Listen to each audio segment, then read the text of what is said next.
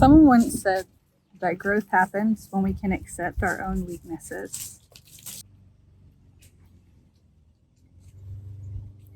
Today, I want to talk to you about pruning. This weekend, I was pruning plants and I was going through our shelves, cleaning them off, cutting off the dead leaves, the things that didn't serve our plants anymore. And I got to thinking about pruning trees, pruning shrubs, and all of that.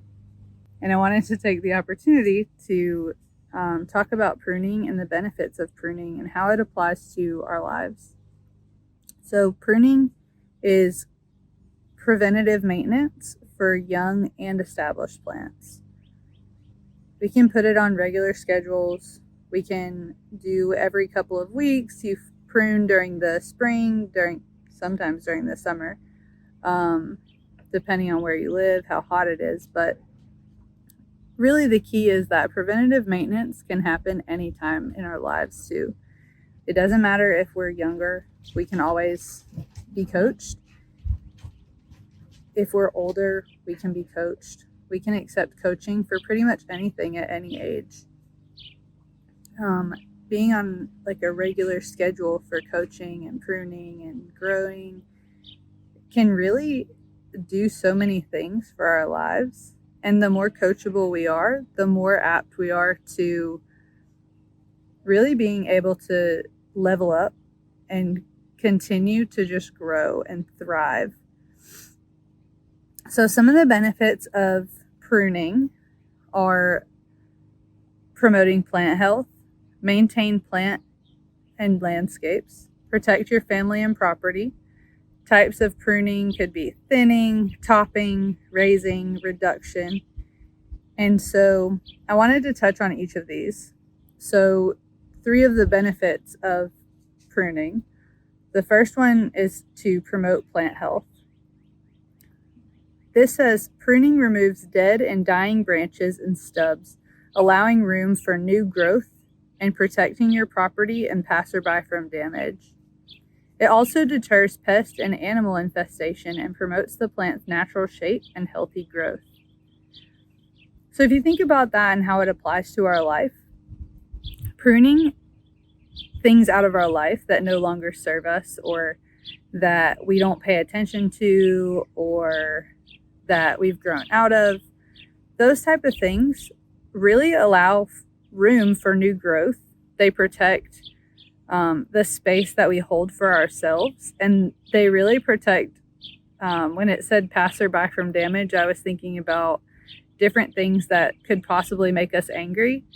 And it could be some of those things that we're holding on to. It could be some of the maybe conversations that we had or the ways that somebody might have wronged us that we feel. It could have been somebody cutting us off in traffic. It could have been a whole myriad of things. Just a lot of things could cause a damage or cause a passerby some damage. So it also deters pest and animal infestation. Think about all the things in our lives that we allow to just kind of slither in to kind of create cracks and their own little holes. Think about moles. Think about groundhogs. Think about even squirrels. Think about rats. Think about houses that have bees, where bees live in the walls, those type of things. If we don't protect and prune and take care of our space and the branches that need to be cut off, some of those things might be able to get into our space and into our lives. Those things can make a nest. They can start to cause rot.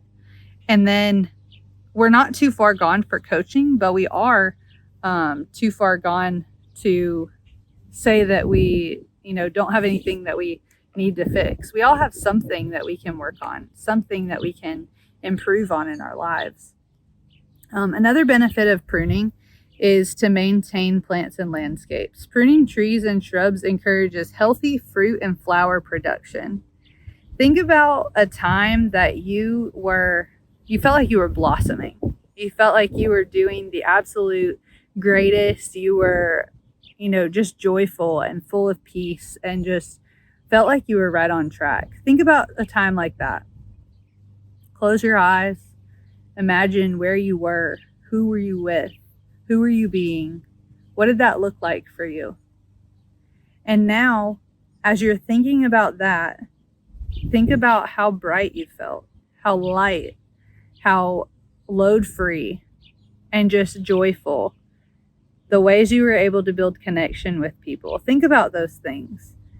Being able to prune yourself from the burdens, lift those burdens off of your shoulders, those things allow you to produce healthy fruit. They allow you to produce love, connection, joy, peace, kindness, goodness.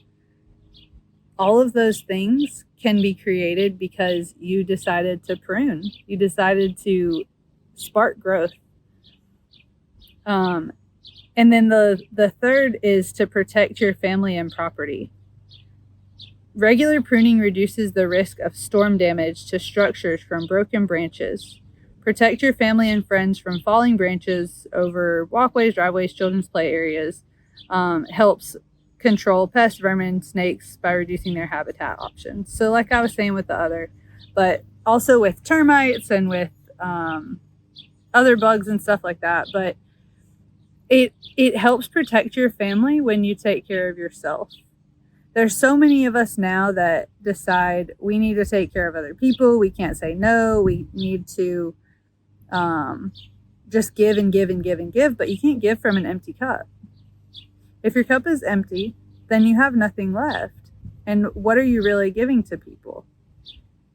You can't serve people that way, and you can't serve yourself that way. But when you allow your cup to continually overflow and fill up with the things that bring you joy, then you're able to protect your family and your friends and those that you encounter. And so by pruning yourself in that way, allowing yourself to set boundaries, allowing yourself to really just break up those bad habits of saying yes to everything and everyone, we're able to commit to more, but on a deeper level. It's not shallow commitments of things that we just don't want to do. It's things that we can actually be beneficial to ourselves and to other people to reach our goals, to help them reach their goals, that kind of thing. So there's 4 types of pruning. Today we're going to talk about those 4. Thinning is the first. This procedure removes a branch from its point of origin. Thinning can enhance light penetration and manage growth. So the more that you allow the light to come in, and the thinner a plant is, it allows growth in those leaves, and it allows more growth in that specific plant. But it's the same for us.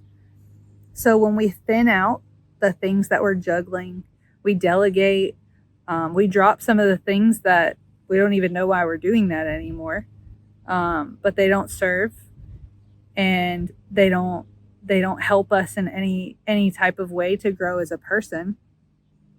We can allow light to come in, and we can allow more growth to happen inside of us. We can allow more growth to happen outside of us so that we can be an extension of ourselves to our family and friends. And at the end of the day, we want to be there for our people, right? I know I do. And so sometimes thinning that load, and it's the same with reduction. That's another type of pruning. It's the same with reduction. You trim back the tree's volume for creating space. So sometimes they do it to create space for power lines, but in our lives, we need to reduce so that we can create space for ourselves, create space for our family, create space for our kids, create space for, even pets. How many things and how many, I have to, are you juggling every day?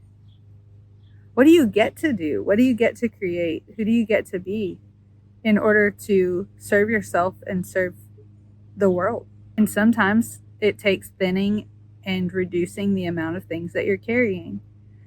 Another type of pruning is called topping, and that process removes most of the branches down to the trunk. It's commonly used when training young trees to grow certain ways. So topping is a type of pruning that really trains the tree, but in a way it could train our mindset. What are you training your mind to believe? What are you training your mind to see and to aspire for? What are you training your mind to believe? By training and coaching and continually learning, we're able to build a strong foundation in the trunk and train ourselves, train our minds to handle whatever situation might come our way. We don't have to break down in those things. We can have breakthroughs. We can have unlimited growth opportunities. We can really take our lives to the next level. And yeah, some of those things are going to be a big deal, but at the same time, it's going to be an excellent learning opportunity, and we're going to know what to do. We're going to know what we need. And the last one is raising. This involves trimming of low-hanging branches to create headroom for people, parked cars, and entryways. So when you raise a plant or a tree, that type of pruning allows for the low branches to be cut off. And when I thought about this one, I didn't really know at first how to compare it to our lives. But now that I'm thinking about it, sometimes if you feel paralyzed by things that you have to do, things that are on your list, things that you're trying to juggle, by trying to thin all of that stuff out, sometimes the low-hanging fruit and the low branches are the ones that we can attack first and get that really quick burst of dopamine. We can, I can do this because I was able to do this one. And we start to build confidence in ourselves. And so once we get those low-hanging branches cleared, it's easier to get ourselves in a place where we can work on other things. And so I encourage you to not only look for and reach for the low-hanging fruit in those times, but also reach for the sky. You have unlimited potential, and the growth opportunity and the growth potential is limitless. You have so many things that you can do and so many things that are waiting for you. Your purpose is out there. You just have to strike with your vision, reach for the sky, and like I've said before, you can be unstoppable. You are unstoppable. So get after it.